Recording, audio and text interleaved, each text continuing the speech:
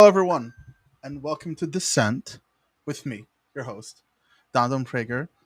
We are live on Rumble, we are live on YouTube, and we are live on the main Pangburn channel. Oh, tonight we are interviewing Dr. Michael.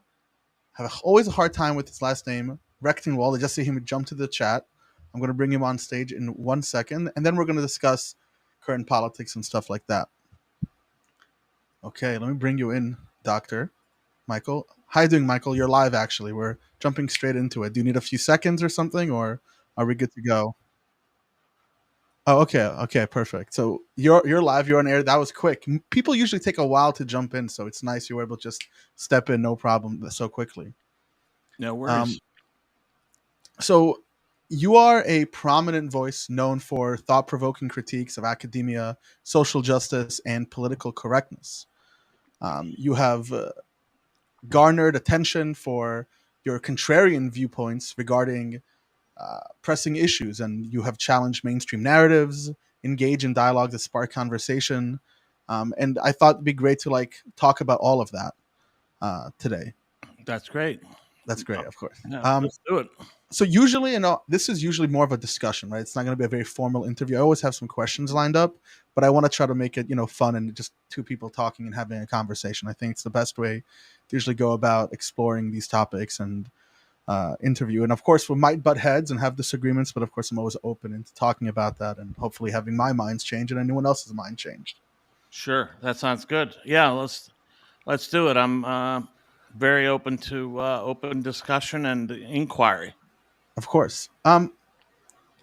So when I was looking you up and I was doing some research about you, I saw that I recently watched, I think, a discussion you did about wokeness and woke culture and woke capitalism. Do you mind elaborating about your main concerns? I know it was something about stakeholders and shareholders and how you parse through those ideas. Well, woke capitalism was coined by Ross Douthat from the New York Times, and he suggested that it's effectively a way for corporations to pander to their leftist coastal customers and to uh, ingratiate left liberal politicians so that those politicians do not inveigh against them with legislation like antitrust legislation and so forth. There have been other explanations for why this phenomenon has arisen. My argument is that it's actually a monopoly scheme. It's a shared monopoly scheme or a cartel scheme that is meant to drive all business as much as possible and capital assets to particular players that are, basically in the woke cartel and away from others. And they do this through various means. The ESG, the Environmental, Social, and Governance Index, is the overarching means by which they direct capital to compliant and complicit producers and companies and away from others. But the other means is also through, part of the ESG is social. It's environmental, social, and governance. And the social index is where you get a lot of the so-called what people think of as woke capitalism, and that is like your Bud Light indoor use of Dylan Mulvaney to be a spokesperson, and your Disney and their attempts to include transgenderism in their productions, and on and on. I mean, you could go on and on about all these woke advertising and public relations campaigns, but it's more than public relations and advertising. It is a way of allocating capital. And this is why I believe these corporations are doing this at the expense of some proportion of their customer base, because they're more interested in the allocation of investment capital than they Mm-hmm. are the consumer. I know a lot of times when people speak about wokeness, I usually ask them to define it. But before we define, Mm. when a lot of time I speak about, people talk about, oh, these woke corporations, or these people call them rainbow capitalist organizations. Hmm. I think this is very much paralleled by the way corporations acted in the 50s or the 80s, when the majority of the United States was very much right wing or was very patriotic. Where, like, to be Bud Light, you weren't American. They pushed the American flag, or they were too afraid of McCarthyism, so they Hmm. tried to placate to the majority base. Yeah. Do you see a parallel, that it's less about specific wokeism and more just about the way corporations try to um, placate to the majority beliefs of people in the nation through advertising, which is like, marketing in the private sector is what you would call propaganda in the public sector. So Well, yeah. I mean, there's something to that, but as I said, uh, there, this particular configuration, and there have always been different means by which cartels attempt to eliminate their competitors. They try to do it through legislation. They do it in collusion with governments to get rid of their competitors by setting standards, environmental or other operating standards, in order to get rid of potential competitors or real competitors. yeah. Uh, so, what I'm arguing is that this woke capitalism is just a new way of establishing a cartel.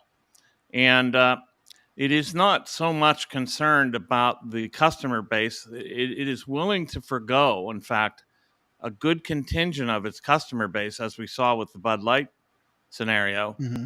And even after Bud Light, many other companies continue to push these agendas. This is because they're worried about investment capital. And the investment capital is being dictated through the ESG, and the S part of the ESG is being dictated in terms of things like the human rights campaigns, corporate equality index. And that corporate equality index is determined by how trans friendly a corporation is. And this is, and there's enormous capital that's being allocated on this basis. BlackRock Yeah. Inc., yeah, Yeah. BlackRock Inc., the largest asset manager in the world, is dictating the terms of capital investment, along with State Street and Vanguard. And Vanguard owns a lot of BlackRock, and BlackRock owns a lot of everything. And the Well, three of yeah. them, you know, I think it's. I agree with you. I think that there's obviously a capital incentive for these companies to do this. yeah, Whether it was specific, let's say with during the years of Reagan or whatever it might be, there's always an intrinsic link between the government functions and who the government is willing to work with as opposed to not work with, right? right. Let's say during the 50s, the government was not willing to work with any corporation or any organization that had any socialist or communist sympathies. Well, I don't know if I'd go that far, frankly. You don't think so? Because I mean, No, I mean, didn't McCarthy literally hold cancel culture events in Congress, try to he, weed he out people in societies who talked well, about yes, these notions? but the thing is, and this goes all the way back to the early 20th century, all the way back to the 19 uh, early 19th century. There were plenty of corporations that espoused socialist ideas, including Gillette. Yeah. King Camp Gillette was a socialist, and he was a corporate socialist, as I call them. And in fact, the Bolshevik Revolution was funded by Wall Street bankers. So there is a great deal of collusion between corporations and socialism that's got a long history in the United States. And McCarthy was basically barely scratching the surface of the communist infiltration of the state, but also the communist infiltration of the corporate world, and especially the tax exempt foundations that had derived their capital from major corporations, major corporate players like the Ford Foundation and the Rockefeller Foundation, and a lot of other foundations that took capitalist money and then used it to socialist ends. And we This also know that the ad council was also at the same time, which promoted specific, like, anti-unionization and anti-communist messaging, was funded by government institutions as well. So I think that a lot of times what we see is that it's really just where's the capital interest, as opposed to a specific ideology versus another one. If the corporation has a capital interest they can market to the majority and maintain like capital growth, they'll do so, right? Yeah, Miller Lite has been pro but it isn't LGBTQ purely. for many years. There's something arbitrary, but there's an aspect that's not exactly arbitrary. And Okay. let me put it to you this way: let's look at the interests of global capitalists, and then we'll compare it to the interests of the contemporary left, and see if they don't line up pretty very closely. For example, the global corporate corporations, the globalist corporations, are again, want basically no borders. They're for the free flow of immigrants, and also goods and services across borders. Uh, the globalist corporations want effectively a one world state. Why? Because they don't have to deal with the regulations of particular nation states. So they are against national sovereignty, and they're against the borders of national sovereignty, and likewise have a vested interest in abrogating or abolishing the nation state as such.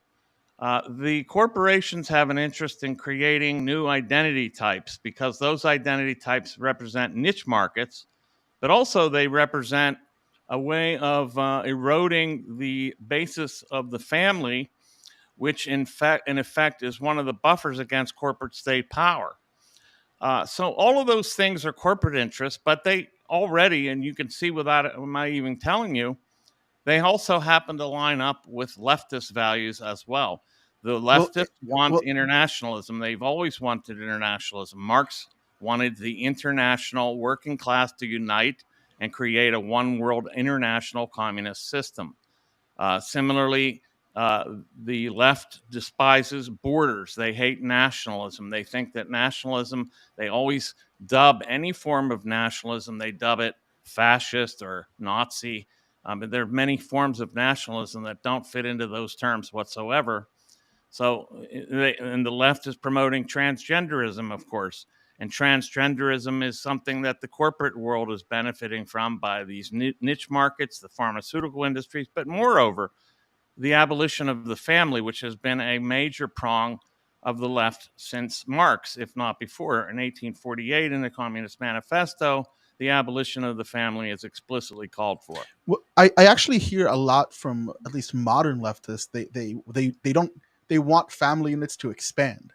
They look Mm-hmm. at the nuclear family Mm-hmm. as an erosion of original notions of family that which were extended due to the interest of specific builders and Ford to create suburbs by which the family breaks apart.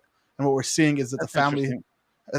so I actually hear the opposite from many leftists who I talk with, who specifically said that the erosion of the family was a result of government and corporations melding in the 50s and 60s to create these suburbs for GIs coming back from the war. Yeah, I mean, there's no question that capitalism is not conservative. It is it always, as Marx put it, all that's solid melts into thin air.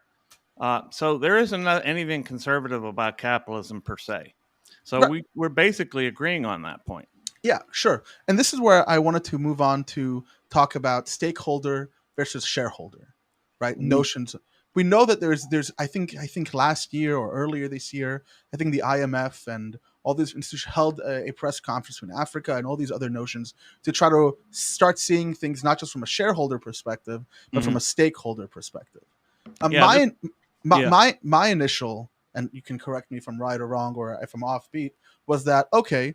There are some sectors where we have to take into consideration stakeholders. For example, if I have a power plant and I Mhm. have ways in which I do my chemical discharge, the stakeholders have to have a say in it because I can't just dump it into the river. Right? They become stakeholders in my operations. Whereas if I'm a bicycle company, stakeholders don't really have any say in what I'm doing. I'm building bicycles, I'm selling them down the road. Like Yeah. the stakeholders should have no part of that. Do you see any legitimate space for conceiving or for giving stakeholders a say in the operations of management? And where is that demarcation point if there is one? That's a great question, Dan. And I would say this: uh, let's look at the origin of this idea. It comes this very first usage that I could find, and I have researched this. was by Klaus Schwab in his book, Modern Enterprise Management and Mechanical Engineering. Of all books, this is where he drops this idea of the stakeholder regime or the stakeholder capitalism idea. And the idea is that, yes, the stakeholder capitalism is this idea that you would benefit not just shareholders, but all stakeholders to a particular enterprise, like the customers, like the workers, like the local community, and like the planet when you expand it out and in terms of the climate change regime. So that's the rhetoric on the surface, but I would beg to differ with what it actually does and what it's actually what it purports to be about and what it is actually about. It purports to be about this kind of equity distribution of rights and responsibilities and benefits of corporate behavior, but it really amounts to a kind of a regime by which you are able to control the activities of corporations and constrain their behaviors to such an extent that you're in effect infringing their property rights on the first hand by telling them what they can and can't do with their property. This is a fundamental infringement of their property rights. But more importantly, it's a means by which you get in stranglehold and coerce various corporations into a particular agenda. And if they don't abide, they get starved of capital. As Larry Fink said, stakeholder capitalism is capitalism. And he said, we're going to see, and we have seen, a tectonic shift of capital allocation based on the stakeholder model. And so what that means is it's a coercive means by which these corporations are being coerced into cooperating with a particular model. And the overriding thing is not so much the social element, which is the one that gets the most news, because that's where it's conspicuous with such cases as the Dylan Mulvaney, Budweiser, Bud Light scenario, and many others that don't come to mind right off the top of my head here. But the real overarching thing is the climate issue, and climate change is the one that's driving the E of the ESG. And this is really a big capital. It's a bonanza scheme for those who invest in the right way, that they have the right kind of production, they have the right kind of ESG score, and it's really political. It's a political mechanism of punishing the obstinate or non-compliant and rewarding the compliant with capital allocation. It sounds nice in principle, but it is in fact coercive by nature. Sure, but again, so I want to make sure that we address like the contention. What Yeah. about the chemical power plant? Uh-huh. What about the tire manufacturer? Yeah. What about, for example, I grew up on Long Island here in New York, Yes. and in the 1950s, a company, Northrop Grumman, who does Air Force stuff for the war, buried a bunch of chemicals underground. Yeah. And those chemicals leach into the aquifer, which is Yeah. why the center of the island has the highest cancer rates in the nation. Yeah. Yeah. They Right. should So, be sued. but There's no question they but should be sued for infringement of other people's rights. so within that notion, right? Once it affects a stakeholder, Mhm. how, like, right? Is it just coercive, or are we actually taking into account the effects that, like, so how do we deal with the power plant, Northrop Grumman, the tire Mhm. manufacturer, whose production affects people like you or me, not the I agree. shareholders, They should but be the dealt with. stakeholders? They should be dealt with, but not with a coercive regime like the stakeholder capitalism mechanism. Their responsibility to others should be taken into effect, and they should face liability on by virtue of a legal matter. They should be sued when they infringe other people's property rights, when they destroy other people's living standards by virtue of pollution or the eradication of their capability to produce, their medical bills, whatever. So this would by itself constrain corporations from such behavior by virtue of the fact that they would suffer in the actual marketplace. Uh, So, but what about, it's like, let's say we don't regulate, we don't have a stakeholder for regulation on cars, for example, or seatbelts or whatever it might be, and do we wait until the car accident to sue the manufacturer, and then they will decide, hey, the liability is too great, let's go ahead and put seatbelts and these safety features, or do we Mm-hmm. say, okay, the government here has regulatory practices that are therefore created. If you don't want to do it, it doesn't, with just within that framework, without getting to the ESG first, right? Mm-hmm. The equity, social scores, whatever, without getting there, Yeah. within that recognition, do you Mm-hmm. see the necessary qualities of a regulatory body making these decisions, Well, or having stakeholders play a role in the well, way the I, decisions are made there? well, I think you're putting your finger on something right that is very vital, and that is to say, the stakeholder capitalism is anticipating regulations that are either in place or about to be put in place. So it's attempting to anticipate future regulatory schemes. And likewise, this is why they're saying it's profitable, because if you are getting regulated out of existence, that's certainly an incipient uh,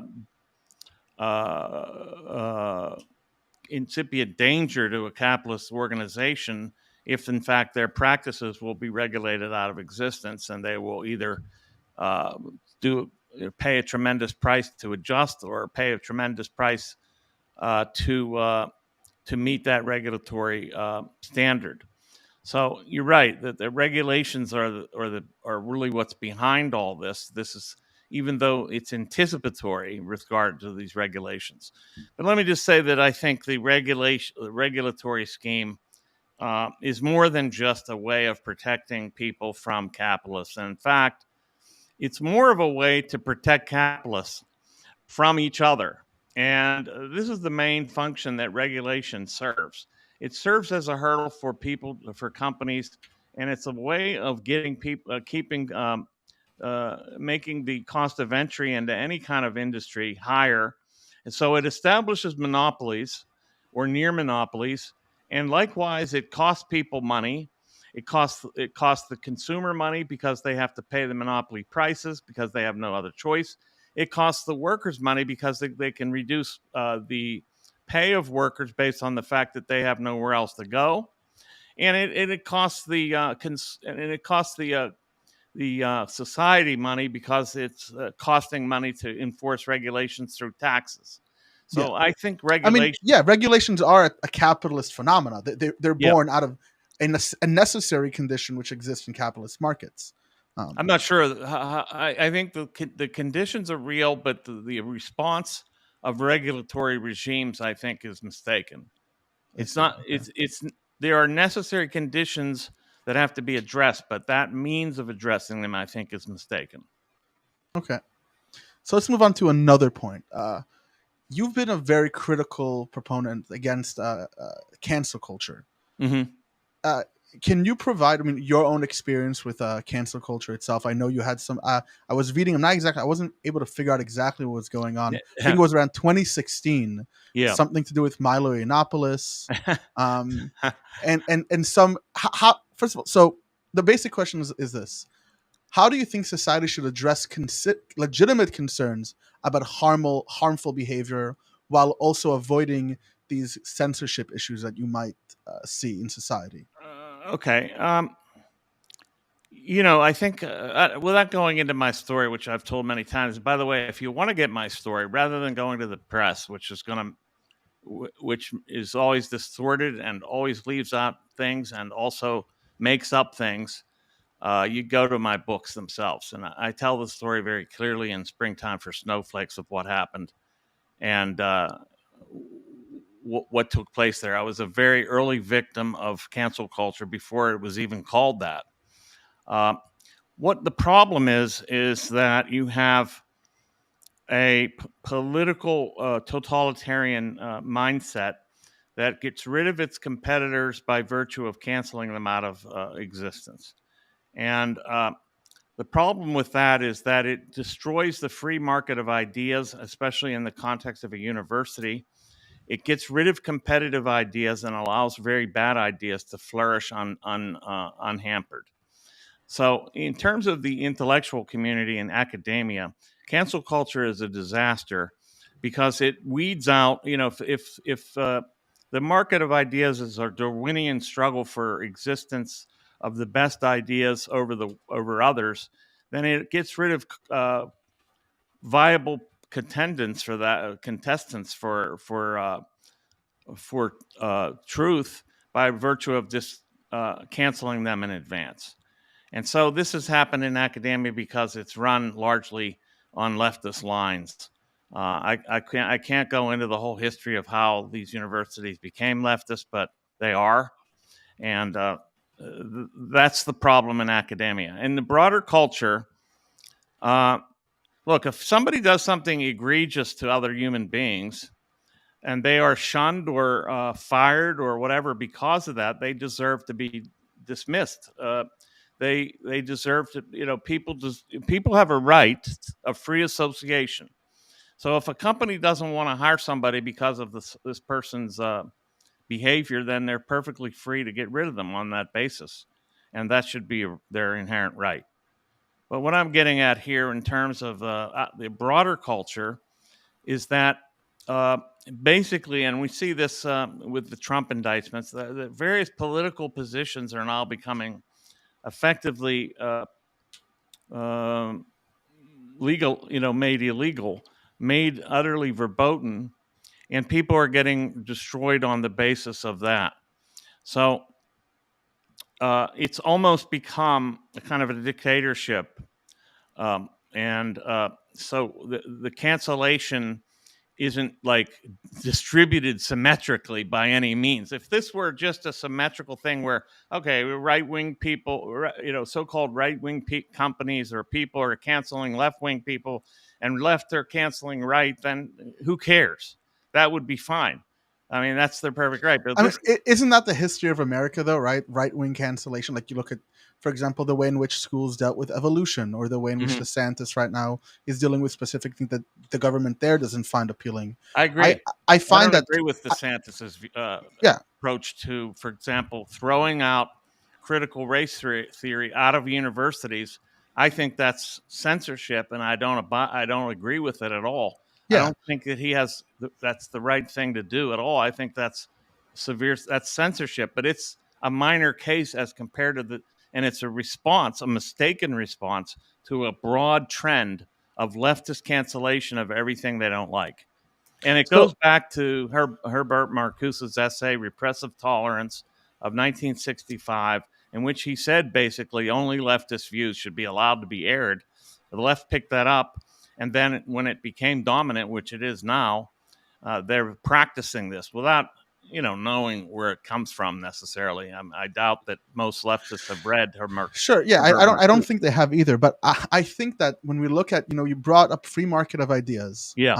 and you tied a Darwinian struggle to that of best ideas, and I think there I have to push back a little bit, Hmm. because I don't think Darwinism gives us the best or the right thing. That's kind of tying natural Yeah. selection Yeah. to it's taking like a naturalistic description of the way nature Hmm. selects for something, and then making that the ought claim of, oh, now this is how Yeah. we ought I, survive. I So use is it that because metaphorically, and yeah, I'm not even a macro evolutionary. I don't even buy into macro evolutionary theory. So when I use that phrase, I just mean a place of competition. So we can scratch the Darwinian struggle, if you will. That's fine with me. I don't okay, necessarily mean it to be a kind of. I don't mean that literally. I was using that as a figure, but okay, basically, I'm talking about competition. So let's take the market model instead. And let's forget about the Darwinian. So it's a free market of ideas, a kind of competition between various players and ideas. That is what I think the university should represent. And that's what's being lost with the cancel culture in the university system. see, I think that cancel culture is specifically because of this free market of ideas, right? If you look at, for example, a free market in which corporations, or there's no real rules on how you go about dealing with this, what you end up finding is consolidation.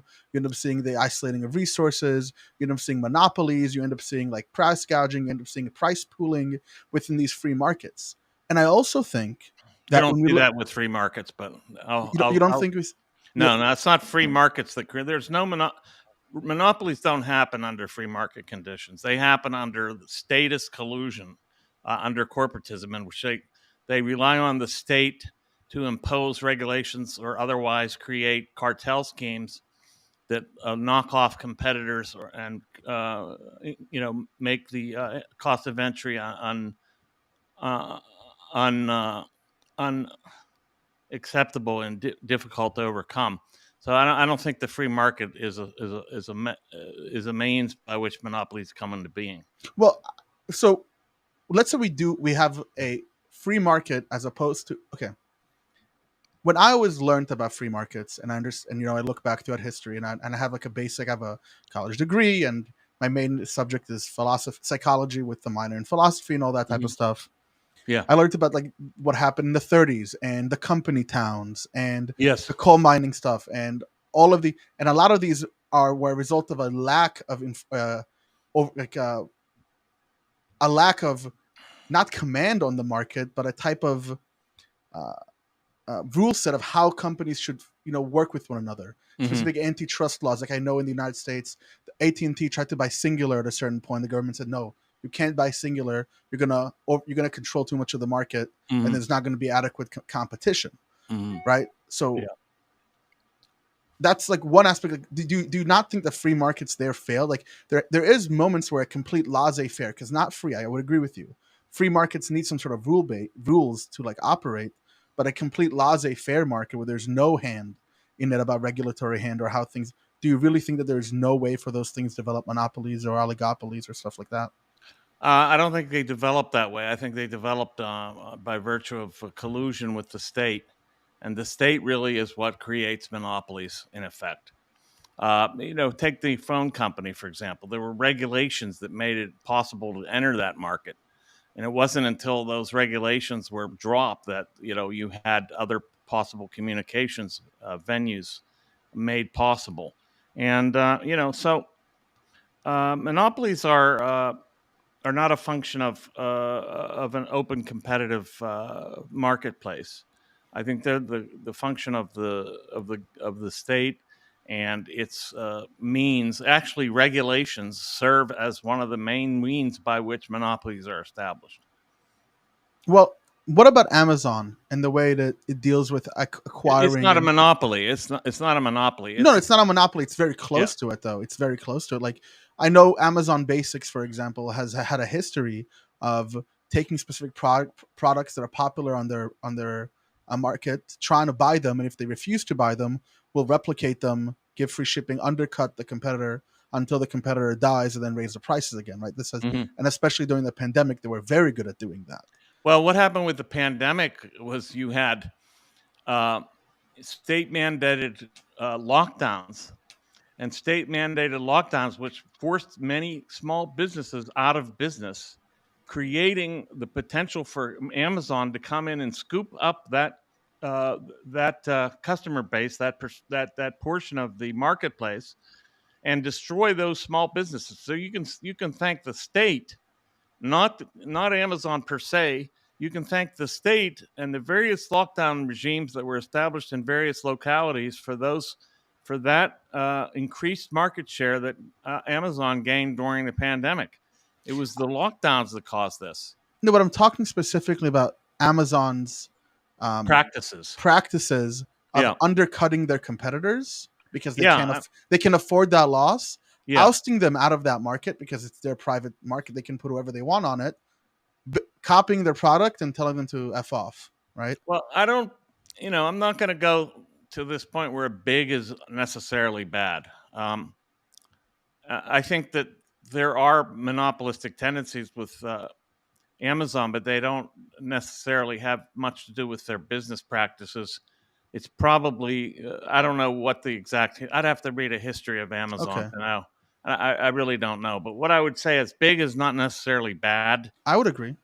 I And would agree that big in is not fact, necessarily bad. a lot of socialists agree with this. And in fact, the Jacobin had an article a couple of years ago in which they argued that large corporations are actually better for workers because they allow unionization, they give better benefits, and they pay more money.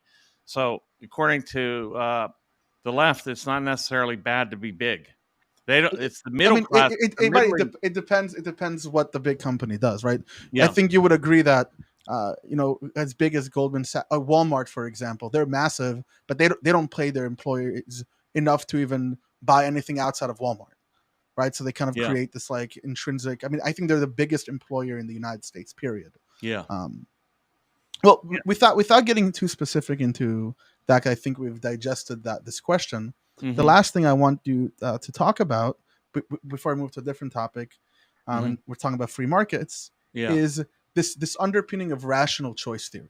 I Okay. spoke with someone not too long ago who did their thesis work on rational choice theory, and they find that when you actually put, you take the idea of what laissez-faire capitalism or free markets underpins on, Mm-hmm. this idea that consumers who are educated make rational choices Yeah. regarding their, Yeah. that seems to fall apart, where Yeah. especially with with marketing, rational choice seems to not work. It doesn't Mm-hmm. seem to actually play out. So Mm-hmm. how can a company leave it up to the free market when we know that rational choice theory it isn't actually operating properly, where people aren't actually advocating for their own well-being or buying products that are the best for them, right, within a Yeah, I system mean, of. I know there are other theories, and I'm not really going to hang my hat on rational choice Okay. as the basis for economic decisions.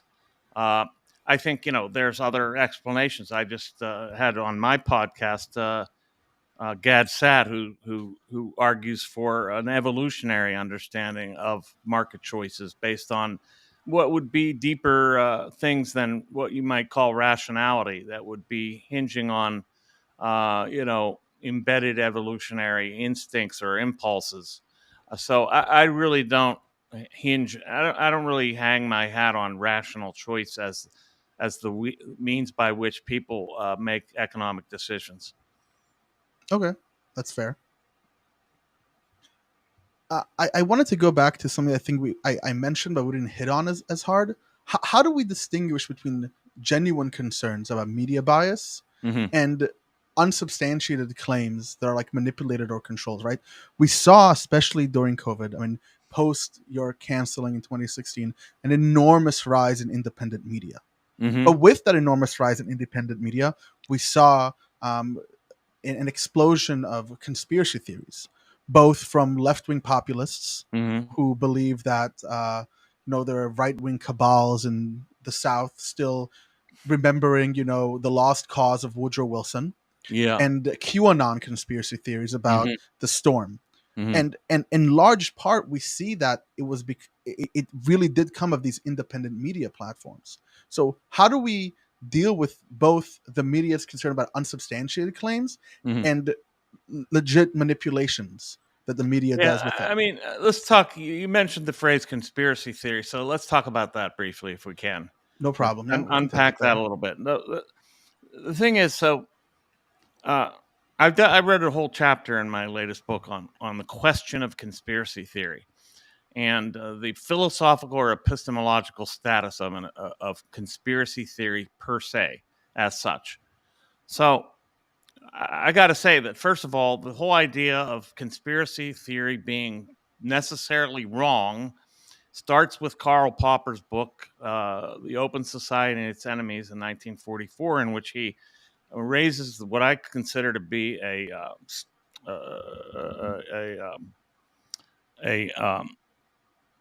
false notion of conspiracy theory. What's the word? I can't. The phrase is slipping my mind here.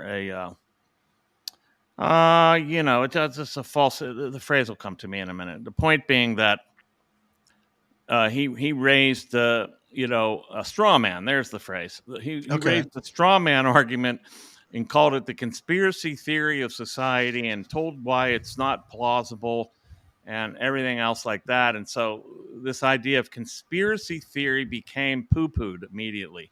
But then the Okay. CIA, of course, picked up this phrase in connection with the assassination of John F. K. and all other theories floated to explain it and ran with it. So they really circulated this idea that something is definitely wrong for being a conspiracy theory.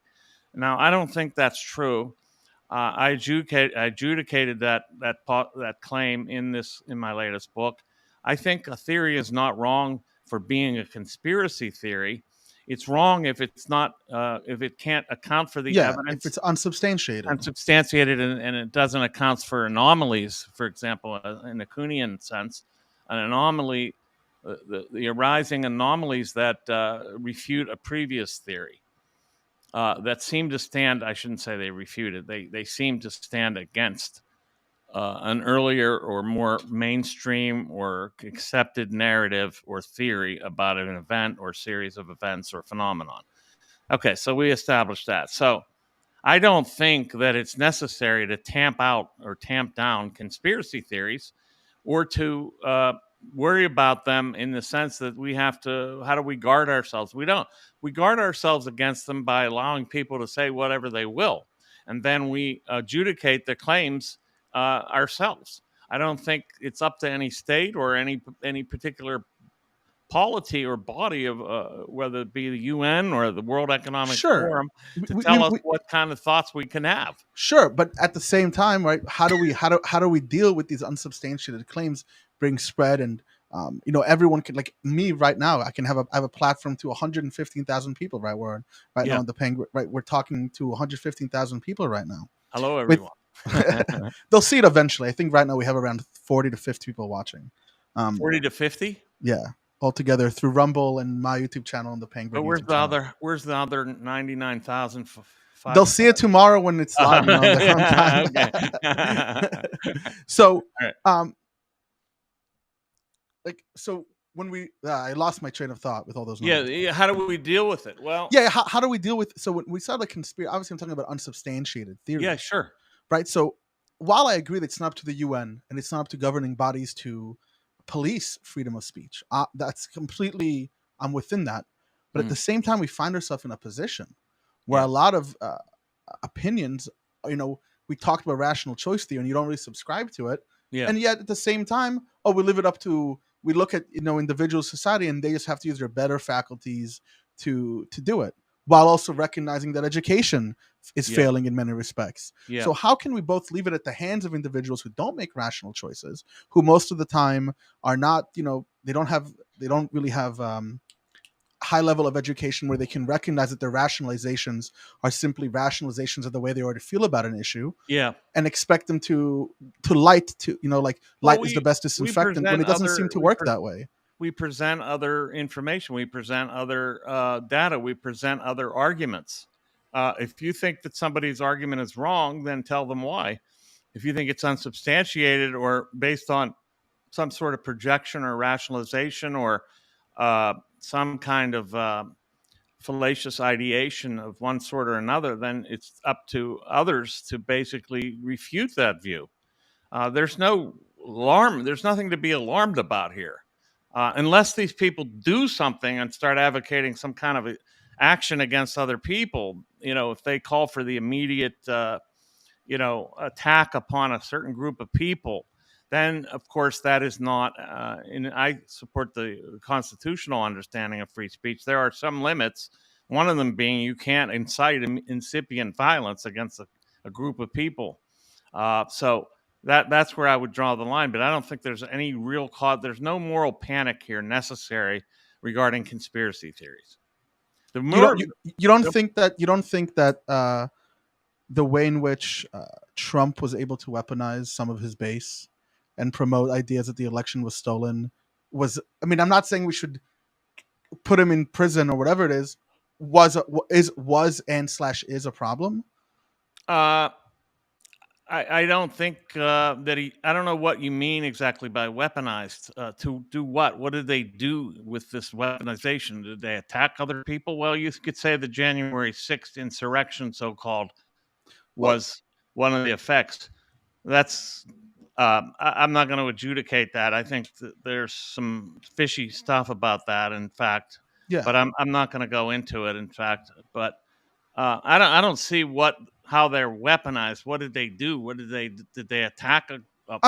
Trying to getting money out of people who believe that he's actually fighting legal battles with that money, making specific people trying to call and change electors in Georgia that he was just indicted to about think it was yesterday, the 14th. Today, I think it was, yeah, It was yesterday, yesterday, today, yeah. 14th. Yeah. Was it today? Yeah, okay, yesterday. So it seems that society, we're reaching that point where, because we are kind of transcending space and time with our communication, right? Mhm. People can, a clip that someone makes with 2 followers can become so viral that Yeah, people watch it and now believe that, hey, if I have a headache, I need to go ahead and put some rocks on my forehead or whatever it might be, yeah, is yeah, more prevalent than ever. So how do yeah. we hold institutions like Facebook, companies like YouTube, from making sure that the algorithm doesn't just spread blatantly false things that are endangering people? Or is there even a Well, way I that we think, can in do that? fact, the algorithms are set to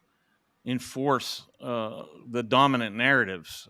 This has been proven through the recent findings with the Twitter files and the recent court case with Missouri versus Biden, that in fact these algorithms have been stacked the other way. So I don't think they're stacked to promulgate wild, unsubstantiated claims. There may be a bit of ghettoization or siloization going on, where people are fed in YouTube, for example. They're fed content that corroborates and supports their predispositions. But I don't see this as a reason for intervening on these companies to do anything.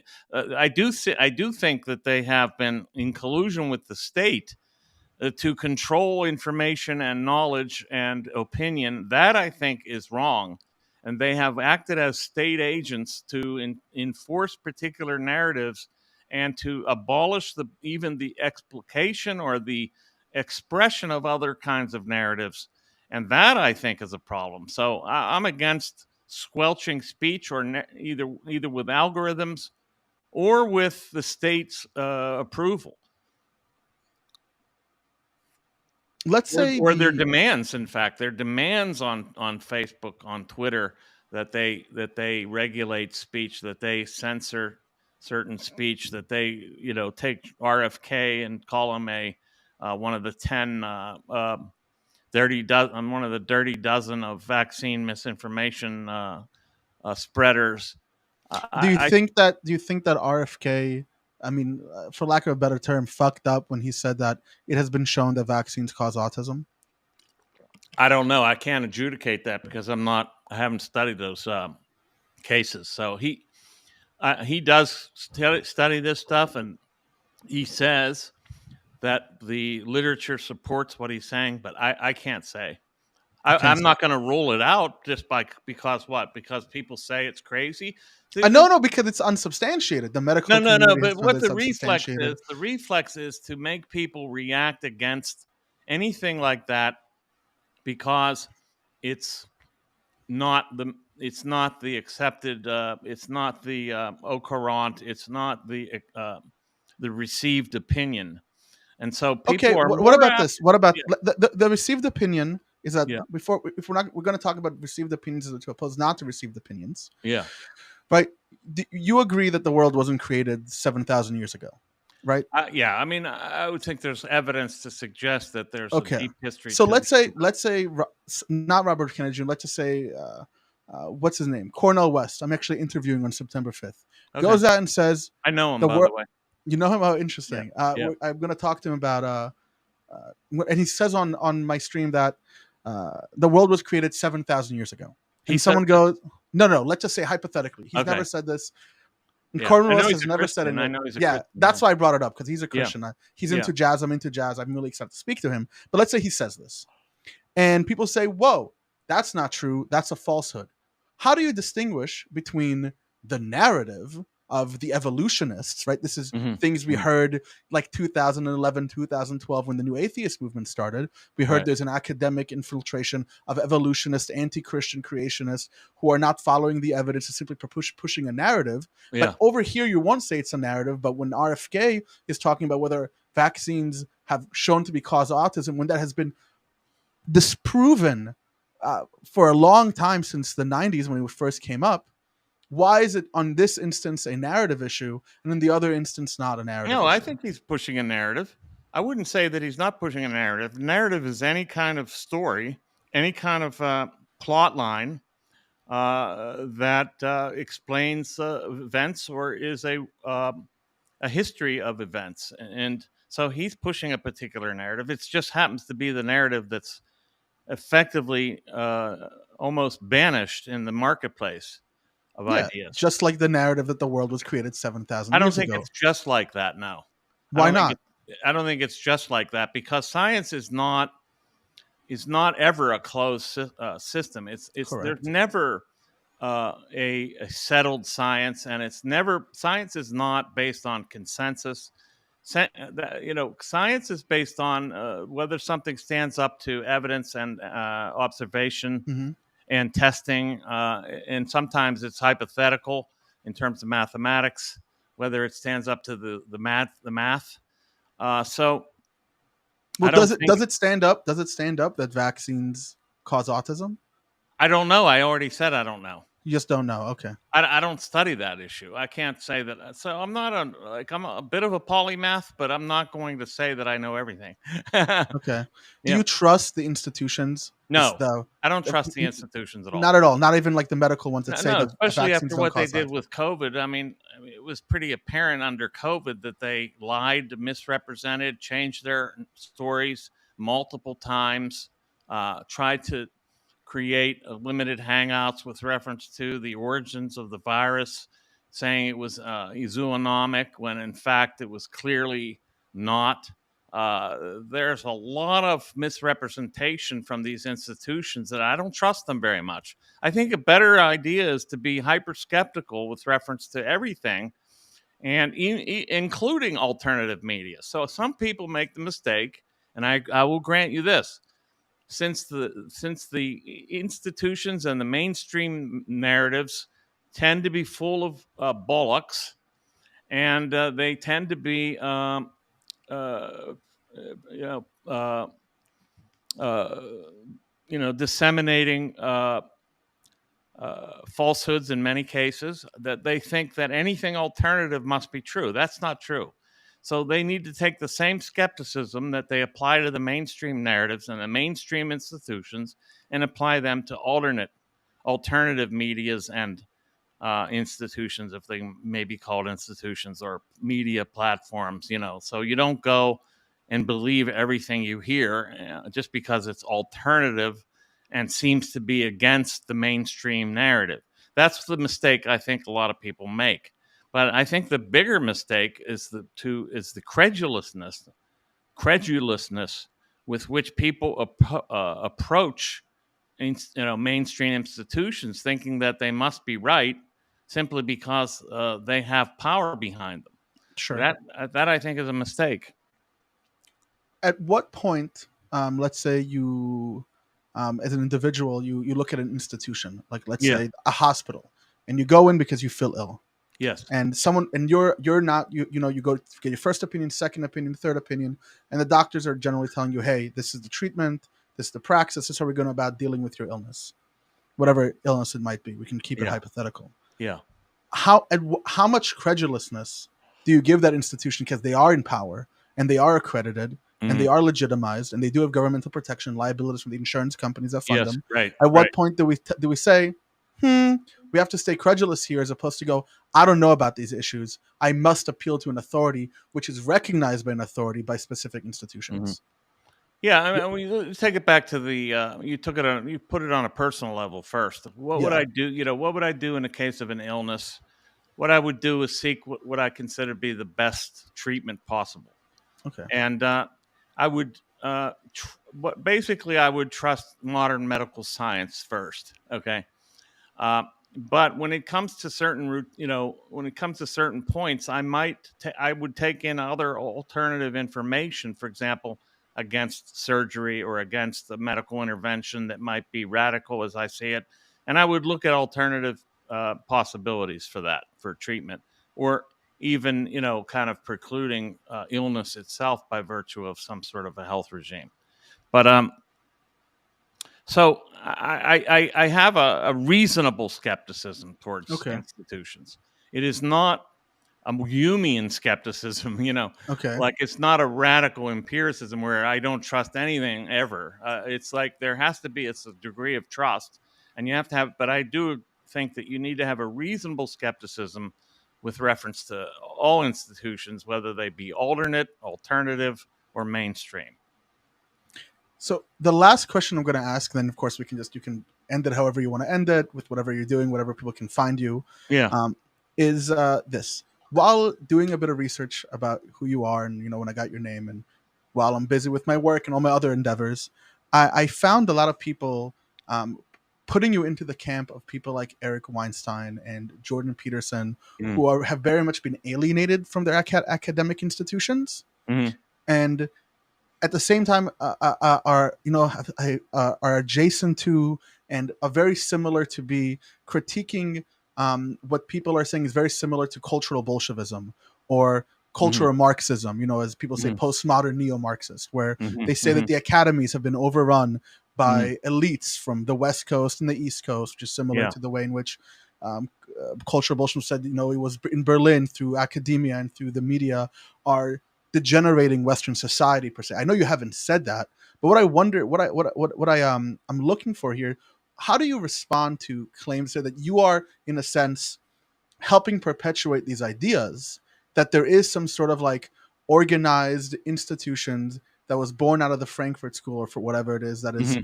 destroying society through a concerted effort of wokeism through the academies or through Hollywood, as Mm-hmm. opposed to just capitalist or systemic problems of how it simply placates to those who are in the majority. How do you deal with that conspiracy of a group that some people say that you help perpetuate? Yeah, so some might say I help perpetuate a conspiracy theory about wokeness and cultural Marxism and things like that. What I do is I investigate the evidence itself, and I try to adjudicate it on my own. I don't go to them and say, "What does Jordan Peterson think?" Jordan Peterson happens to be a friend of mine. We are on an email list of dissident professors that's growing thanks to cancel culture. So I'm not going to criticize him. Not that I wouldn't criticize a friend, but in this case, it's not like I'm in that. I don't have that big of a divergence from him, and I don't think that he is saying that there's a vast left wing conspiracy to overtake the universities and so forth. I think there has been a, there. First of all, the left instituted what they called the Long March through the institutions. Rudy Dutschke, and in connection with Marcuse, in fact, did inaugurate such a campaign. So whether it's been effective or that's how this has happened, that's a very big question that I would investigate.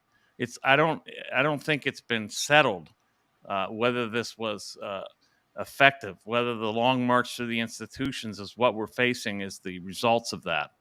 But I think there has been a definite concerted effort on the part of the left to do that. They said that, and they told you they were going to do it. So how do you take people at the word? I don't think everything is systemic. I think that's a very I think people are agents. There are human agents in the world, and they act to do things sometimes in collusion and connection with each other, which would be called a conspiracy if they keep it secret. I don't think it's a secret, so it's not a conspiracy. A conspiracy is a secret. An attempt to undertake a secret plot by a bunch of by a number of co-conspirators. I think there's an open element to the left's objectives with reference to the institutions. They said it themselves, and they proceeded to attempt to do this long march to the institutions. Did they do it successfully? That's a question. I think that something's happened. That's for sure. Something has definitely happened where we're seeing the results of something. And if it wasn't a concerted effort, I doubt it was just an accident. You know, I don't think it was just something that just happened to happen systemically. I think it involved real actors doing things purposefully, intentionally. I don't think it's a conspiracy, though. And do you think that this movement, how do how does society or how do you urge people to go about in dealing with this effect? I'm sure you're not advocating to do what parties in Germany thought in the 1920s when they were dealing with what they considered Bolshevik or degenerate art or degenerate practices in academia. Destroying it? No, I don't believe in that. Like I said, I believe in free market of ideas, so I don't believe in trying to censor and outlaw particular opinions and views. I let them compete in a free, open agora, an Okay. agonistic field of uh, competitive undertaking. So I don't believe in shutting it down. I think you try to beat it on its own terms. And this is why you're against what DeSantis is doing in Florida. Yes, I'm against what DeSantis is doing. I think Okay. it's definitely the wrong thing to do. It's censorship, and it just actually gives his opponents fodder for wanting to promote what they want to promote, because they're seeing that he's saying you can't teach critical race theory in the university. That's obscene. You can't outlaw a particular theory from the university like that, from the state. This is why I think state schools should be abolished in the first place. I think Well, they I should. got my degree from a state school, And so no offense, but I think we should have private. If everything was private, then they could all do what they want. And as long as they advertise honestly what they're doing, well, then as long people as can they're making choose. a profit. But Well, yeah, they don't necessarily have to be for profit to be private. You know, you can true. be a You can be a nonprofit. non-for-profit as long as Yeah, someone's making sure that they're actually non-for-profit. yeah, that's right. Well, Doctor, how do you pronounce your last name? I always mess it up. Rectenwald, just like it looks, Oh, Rectenwald. Rectenwald, Michael Rectenwald. Thank you so much for coming on. How That's can my people pleasure. how can people reach you? What is your current little passion project? And any last thoughts or things you want to say? The floor is yours. Sure. You can reach me on my website, michaelrectenwald.com. One word, Michael Rectenwald. No K, no H in Rectenwald. And all of my writings, other than my books, are free. I don't charge as on Substack or anything like that. And I keep everything together there. My interviews, everything is there. I have 12 books. They're all for sale from me directly. You can avoid the big digital Goliaths like Amazon by going directly to me. I am very interested and that brings up kind of like my passion. I think, in fact, that I'm interested in movements towards what is called decentralization. People establishing their own parallel structures, parallel economic structures, parallel cultural structures, parallel institutions. Instead of trying to fight out with your opponents in the left or wherever they might be, just create your own structures and quit trying to force your structures on other people. Decentralization, the spirit of secession, not necessarily literal secession. That's kind of my pet. Those are my pet interests in terms of the political overarching direction that I'm going in. My last book. Now you're probably going to think it must be a conspiracy book. Uh, it's called The Great Reset and the Struggle for Liberty, and that's what I'm after. Is I'm a libertarian. I believe in individual liberty and not infringing on the rights of others, and that's what I'm about. Well, thank you so much, Doctor. I Yeah. appreciate you, and we can definitely have this again. Maybe you Okay. and another guest or It something was like great that. to come on, and I really Yeah, of like course. the challenge that you provided. It was great. Good. I try to keep it good faith. Even people who I tend to disagree with, we have to always be open and let people say what they want to say and not just like dismiss them. So, uh, Exactly. well, thank you so much. I really appreciate you coming on. My pleasure, Dan. Take No care. problem. Thank you. Yep. Bye bye. Bye bye.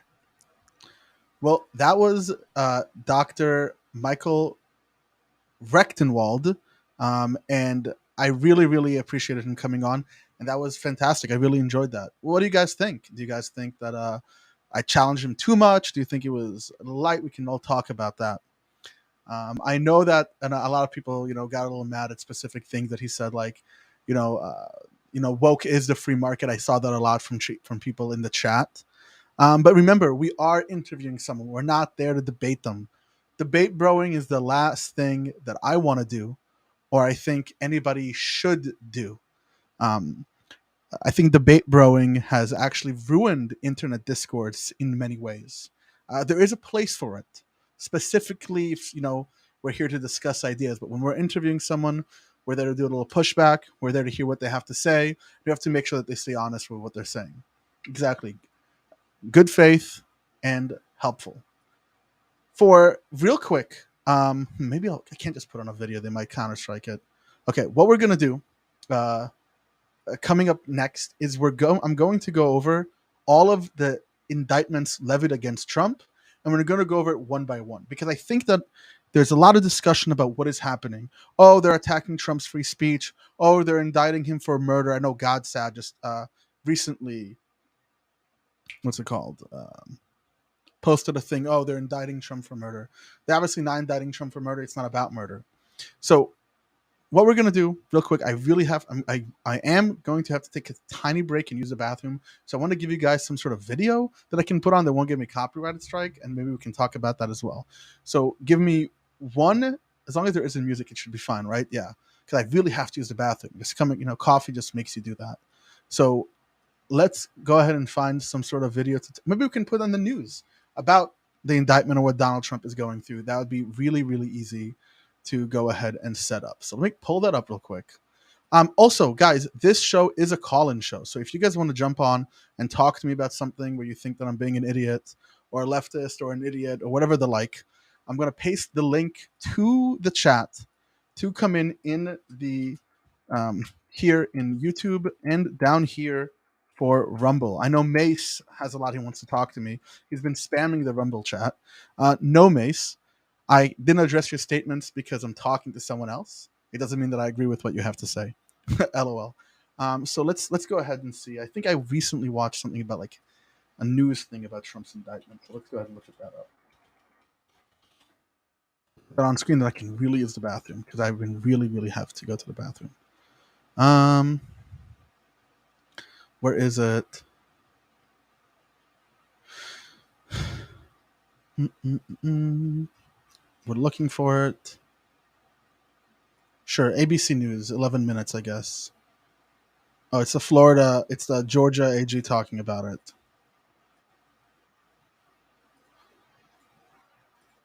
Here we go. Let me put that on the screen, and then I'll be right back. I apologize again.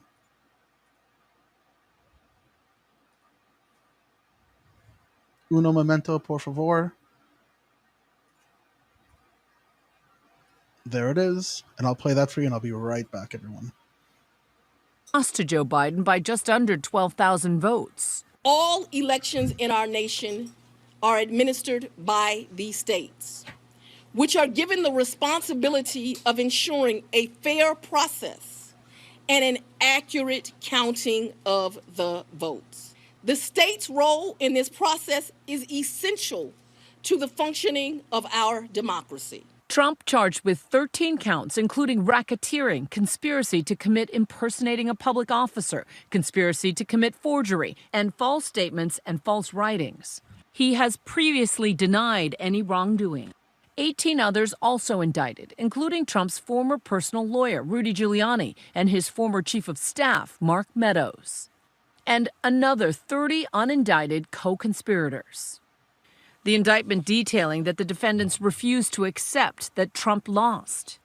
They're talking about 161 acts that were committed as part of this criminal enterprise. And what she does is she takes it through chronologically, starting from actually before the election. In act number 1, she makes a reference to the fact that on October 31st, he's already talking about making a speech declaring victory even if he doesn't win. And so she's saying, in effect, that's where it starts. It starts even before Election Day. Also indicted today were some of the fake electors recruited by the Trump campaign. The indictment alleges that members of the enterprise corruptly solicited Georgia legislators, instead to unlawfully appoint their own presidential electors for the purpose of casting electoral votes for Donald Trump. This was an effort to get the legislature to choose an alternate slate of electors who could present themselves falsely, wrongly, as the duly elected electors for Donald Trump, that would then give Vice President Pence a choice, an opportunity to say, look, there's a dispute here, and it has to go to the House of Representatives, or it has to get tossed back to the state. When I look at this, I think of a couple of things. First of all, the fact that so many lawyers are indicted here. I mean, these are attorneys who are being charged with a crime for their role in this effort. This indictment is the culmination of District Attorney Fani Willis's 2.5-year investigation. That was a Meanwhile, massive President-elect Biden is now projected to win the state of Georgia, the first time a Democrat has done that in nearly 30 years. In November 2020, 2 recounts in Georgia, including one requested by Trump, showing the same result. Biden had won the state. Authorities are ordering a recount by hand. So this is about the Georgia indictments, which are very different than other ones. Because it's about they're using basically RICO, which is like the racketeering. It's basically was designed to take care of mobsters who like coerce and whatever. It's laws that were designed to get rid of specific mobsters. But there's something interesting that they said there about the fact that the lawyers are being charged.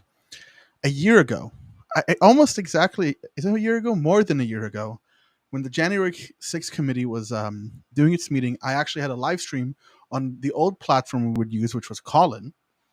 And on that platform, I had a discussion with someone specifically about John Eastman, who's in his in the indictment. And the conversation was that John Eastman is using lawyer ethics to do things that are wrong. It now happens to be that Georgia is indicting Eastman for his role in this fake elector scheme, right? So that recognition, right, that there was an elector scheme that was wrong, it kind of makes me feel very validated. I think the guy's person name was Dave. Dave, if you're watching this, let's talk about that, because it seems like I got it right and you got it wrong. That's a little arrogant of me, but that's okay. We can have a little arrogant. Okay, so we're supposed to go through Trump's indictment cases, and also anyone who's watching, you can come up and we can have a conversation about atheism or whatever it might be. So let me add this to the scene, and let's go over this. I am using CNN Politics. If you think the CNN Politics is somehow, a horrible leftist, can't trust source of media, sucks to suck. But that's what I'm going to be using to talk about these issues, as I think this is the best way to go about it. So let's go ahead and do it. So there's currently 4 separate indictments on Trump. The first one is hush money regarding to a $130,000 payment made by Trump's then personal attorney, Michael Goins, to Stormy Daniels in late 2016. Do you guys remember what it is? So here are the charges. Why is it so zoomed in? Here are the charges. Falsifying business records in the first degree, Donald Trump, 34 counts. The Trump first indicted, this was March 2023, by the Manhattan District Attorney on state charges related to hush money payment to adult film star in 2016. The prosecutors allege that Trump was a part of an illegal conspiracy to undermine the integrity of the 2016 election. The further alleged he was a part of an all-lawful plan to suppress negative information, including the $130,000 payment. Trump has pleaded not guilty. From what I know about this, and the reason why it's an issue to begin with, is because this $130,000 was made using either campaign funds or through like a different proxy for the election, and you just can't do that, right? As an elected official, you can't pay people to not say shit about you because it's going to hurt you politically. That's messed up. Then we have the classified document issue, and there's a bunch of different charges here. So let's read the overview again. Trump was indicted in June of 2023 by federal grand jury in Miami for taking classified national defense documents from the White House after he left office and resisting the government's attempt to retrieve the material. Both Trump and his aide have pleaded not guilty. On July 27th, the special counsel charged Trump with 3 new counts, including one additional count of willful retention of national defense information. His assistant was also charged with 2 new counts, and a third defendant was added to the case and charged with 4 counts, including being added to the obstruction conspiracy charge in the original indictment. For those who don't remember, the reason why this was such a big deal was because there was actually a tape of Trump saying, here is the documents that I'm not supposed to have, which are classified, which I could have declassified, but decided not to declassify and lied about having. So I think we can find that audio tape. Look at that real quick, because this is a historic moment in American history. We're actually having a former president being charged by 4 different jurisdictions about 4 different criminal things. This is a huge, huge deal.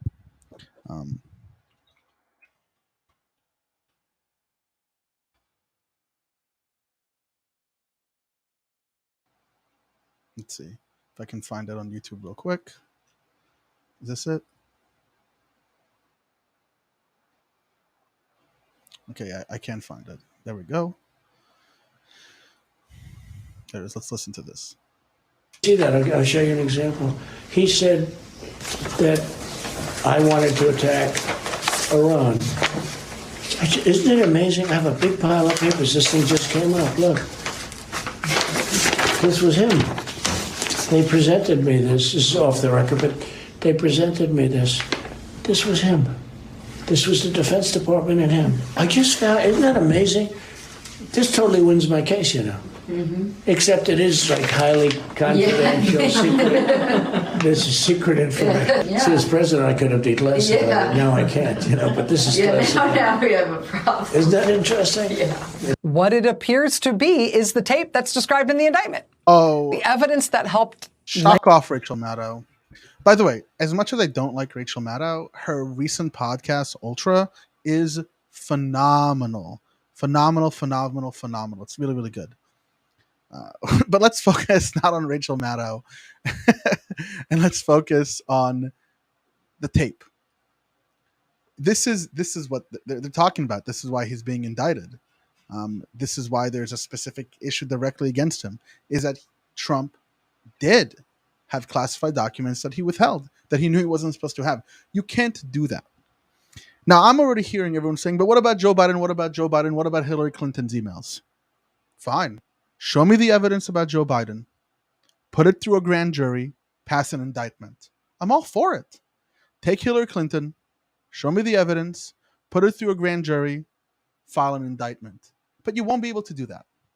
The reason why you won't be able to do it is because the evidence is just not there. Right? I have not seen any legitimate forms of evidence other than like tangential or speculative that we can actually charge these politicians with. And people talk about Burisma and the recent meetings with Donald Trump, with Biden and his son, Hunter Biden. Let's start with this. Hunter Biden is not Biden. So any criminal act that Biden has done, he is, on the chain for it. They did indict him. That's a separate issue. That's his son. We know he's had issue with drugs. But when Congress investigated this specific person, I forget what their name was, who worked for Burisma, he openly said, anytime Biden was on the phone, he talked about the weather and niceties. Not once did they talk business. And Hunter Biden tried, obviously, to leverage the fact his dad was the vice president to try to get work. I mean, could you blame him? I would do the same thing. I'm sure you guys would try the same thing. And it's quite indicative of Biden's stature that the person that the Republicans thought would be a bombshell and would show the smoking gun actually said under oath, no. Surprisingly, Biden never talked about his business dealings with Hunter. They never did, not once, not twice, not 3 times. So let's look at the specific charges. I wish this could be bigger. Why can't this be bigger? This is annoying. Okay, we don't need the counts. That's fine. So charge number 1, and this is for the classified document case, is willful retention of national defense information. I mean, we all just saw the video, right? We know he did it. False statements and representations, right? He told the state, hey, I don't have these documents. I don't know what you're talking about. I've returned all of them while having them and not returning all of them. Conspiracy to obstruct justice. This is where Donald Trump's team told the the state, oh no, we gave it all back, we don't have anything. Withholding a document record, we have that. Corruptly concealing a document or record, concealing a document in a federal investigation, scheme to conceal. And then this is other people, no longer Trump, no longer Trump, altering, destroying, mutilating, or concealing an object. I don't know about this. They'll have to prove it, I guess. And another one, corruptly altering, destroying, mutilating, or concealing a document, record, or other object. So obviously they're throwing the kitchen sink on him. Are all of these charges going to get caught if he does get proven guilty? Probably not. Is Trump going to see prison? Probably not as well. So that's an important thing to do. The trial is in May, so that should be interesting. When is the hush money trial going to be? March. Okay. So long from now. Oh, God. Election interference. Trump's third indictment as a result of special counsel Jack Smith's investigation into alleged efforts by the former president's allies to overturn the 2020 election. The indictment alleges Trump and a co-conspirator attempted to exploit the violence and chaos at the Capitol by calling lawmakers to convince them to delay the certification of the election.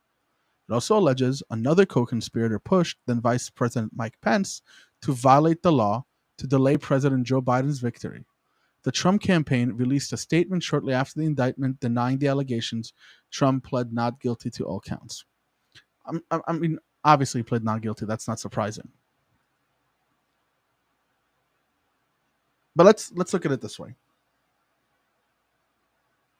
What happened January 6th is a big issue because it shows a specific serious schism between the American people and their trust in the government, whether genuine or non-genuine, or whether legitimate, substantiated versus unsubstantiated.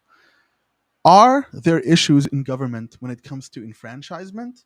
Absolutely. If anyone knows me long enough, I've talked about voter disenfranchisement so much that at this point it's like one of my catchphrases. What do I care about? I care about voter enfranchisement. Why do I care about it? Because our votes should matter. If our votes don't matter, then the government is not working for us when it should work for us.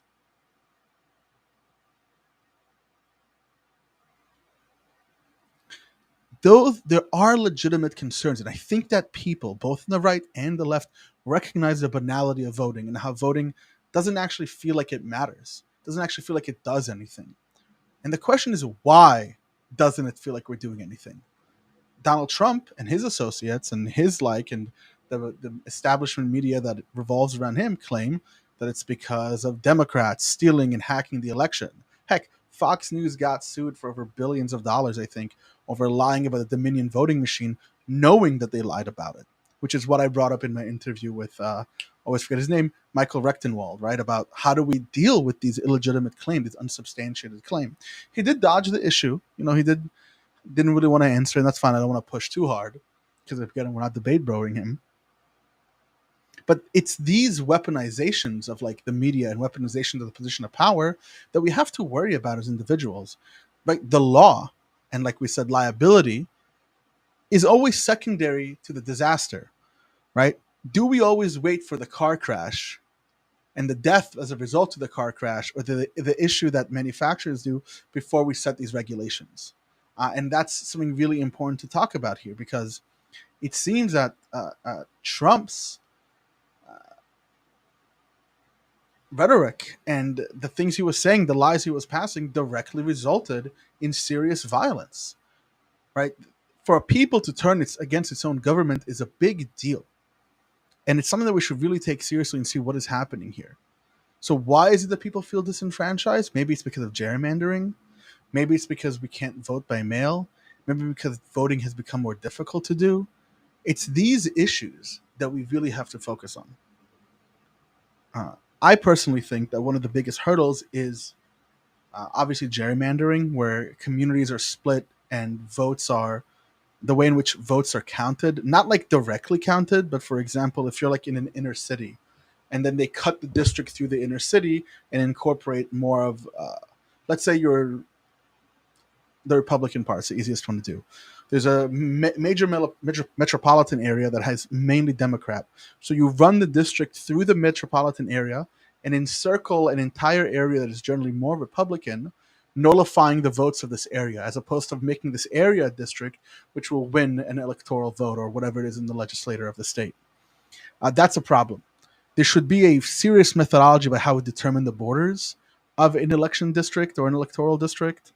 And right now, that is just left up to the whims of the majority party or the legislative body. That is one problem. Another problem is that the United States was founded on no taxation without representation. Oh, Casey just said something really, really good. She said, less than 15% turnout for local elections and 60% for president is insane. Mail-in ballots should be standard and required, in my opinion. Well, they're not wrong, right? When we think that local elections are only about 15% of the population, that means that the other 85% of people are just having no decision about what is going on. But on top of that, we have DACA recipients, people with tax ID numbers, people who are permanent residents who can't get a citizenship, people, and we're having a workforce of people who pays taxes, participates in the economy, and isn't represented. Isn't America all about no taxation without representation, when we have millions of people in this country who pay taxes, who work, and have zero representation? That's a problem. That's a problem that we have to deal with. And the weaponization of these sentiments that the government somehow is disenfranchising us from Donald Trump and his conspirators are resulting in violence and are resorting in a power grab for government positions.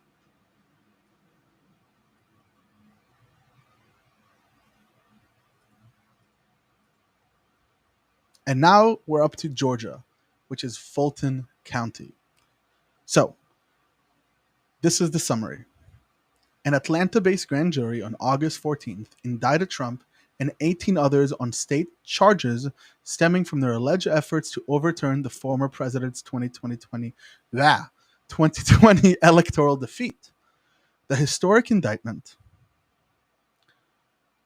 is the fourth criminal case that Trump is facing. The charges, brought in a sweeping investigation led by Fulton County District Attorney Fannie Willis, cover some of the most overt efforts by the former president and his allies to meddle in the 2020 presidential election. Unlike the election subversion charges brought by special counsel Jack Smith, Will's case would be insulated if Trump is reelected in 2024. He will not be able to pardon himself or his allies of any state law convictions, nor would he be able to dismiss the Fulton County prosecutors bringing the charges. This is why this specific indictment is the biggest one. The other ones, Trump could just, the other important ones, the criminal ones, not the hush, right? He could just pardon himself if he gets elected and bada bing, bada boom, whatever it is. I mean, there might be legal battles about whether a president can or cannot pardon themselves. But this one, even if he wanted to, he can't do it. So, basically what Trump did, and there was a false set of electors sent into Congress that Mike Pence was supposed to use to overturn Georgia and give Donald Trump the W for the election. These were not ones that were brought by the state. They were literally falsifying the winning of the results of the election in Georgia and who Georgia voted for. And I think there's an interesting video or an audio of that specifically. Donald Trump, let me type this out. Donald Trump asking to find votes in Georgia. Now, I've heard Trump say, I made the perfect phone call. It was the most amazing phone call. Obviously, it wasn't the most amazing phone call, but not at all. But I think it was the worst phone call of all phone calls. And we'll find this a lot with Trump. He'll say things are perfect. He's done nothing wrong. I've never done anything wrong. I don't do wrong things. But he's absolutely done wrong and horrid things. So let's watch this. This should be an interesting watch. We have won this election in Georgia based on all of this. And there's nothing wrong with saying that, Brad. Having a correct, the people of Georgia are angry. And these numbers are going to be repeated on Monday night, along with others that we're going to have by that time, which are much more substantial even. And the people of Georgia are angry. The people of the country are angry. And there's nothing wrong with saying that, that you've recalculated. Well, Mr. President, the challenge that you have is the data you have is wrong. Now, do you think it's possible that they shredded ballots in Fulton County? Because that's what the rumor is. And also that Dominion took out machines. That Dominion is really moving fast to get rid of their machinery. Do you know anything about that? Because that's illegal. This is Ryan, Germany. No, Dominion has not moved any machinery out of Fulton County. We're having. Well, but if they moved Dominion. This entire story that Trump has painted, he's just a sore loser, guys. Trump is a sore loser. He lost. He was consistently about I win. He lost. So what is his ego doing? Trying to find ways of how is it that I didn't lose to this, right? He believes that he's such a winner that if anyone tells him that he might be a loser, he's just crying about it, right? Remember 2016, even the Republicans around him said this guy's a narcissist. He doesn't actually care about the truth. He's just there to win. He's not there to lead the country. And then the second he won, they all jumped and sniffed his ass. But that's a whole other point.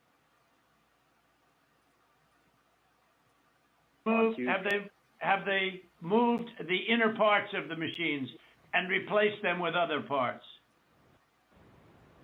No. You sure, Ryan? I'm sure. You should want to have an accurate election. And you're a Republican. We believe that we do have an accurate election. No, you don't. No, you don't. You don't have. Not even close. You're off by hundreds of thousands of votes. You know what they did, and you're not reporting it. That's a criminal offense, and you can't let that happen. That's a big risk to you and to Ryan, your lawyer. That's a big risk. But they are shredding ballots, in my opinion, based on what I've heard, and they are removing machinery, and they're moving it as fast as they can. Both of which are criminal fines, and you can't let it happen, and you are letting it happen. I'm notifying you that you're letting it happen. So, look, all I want to do is this. I just want to find 11,780 votes, which is one more than we have, because we won the state. Right? Do you guys do we recognize that this is how charlatans, liars, manipulators talk?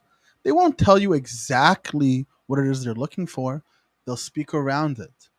They'll obfuscate. They'll roll around. They'll play a why-me road because I just need you to find 11,780 votes because that way I win this election. What do you mean you need him to find? There's no finding votes. Votes are run by county by county. This is what they counted. They're not just going to find him these votes, but he's looking to do that. And surprisingly, out of the same state, a package showed up during January 6th or beforehand with fake electors, one not sent by the state, with different signatures on it, saying that a different outcome happened than what the elections showed. This is what we're dealing with. This is why this indictment is here. And this is by far a very, very serious one. So tell me, Brad, what are we going to do? We won the election, and it's not fair to take it away from us like this.